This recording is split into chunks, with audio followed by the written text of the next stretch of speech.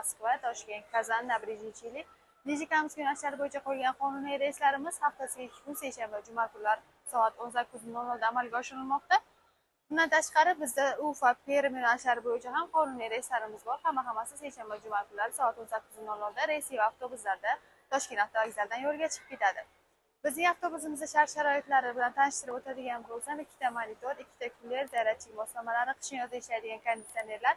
Bundan tashqari siz o'zingiz bilan 50 kilodan 60 kilogacha yuk olsangiz bo'ladi. 51 ta messidan iborat komfort avtobuslarimiz. Hech qanday ortiqcha odamlarsiz. 3 ta shofyorlar orqali 2-3 kunda siz bemalol manzilingizga yetib olishingiz mumkin. Instagram, YouTube, Telegram, Facebook kanallarimiz hammasi ishlab turibdi. Ularga yozsangiz ham savollaringizga batafsilroq ma'lumot olishingiz mumkin. Hozir bizga qo'ng'iroq qilib, joylaringizni ham onlayn, ham offlayn band qilib, Instagram, Telegram, YouTube kanallarimizdan avtobuslarimiz sharoitlari bilan tanishib chiqishingiz mumkin.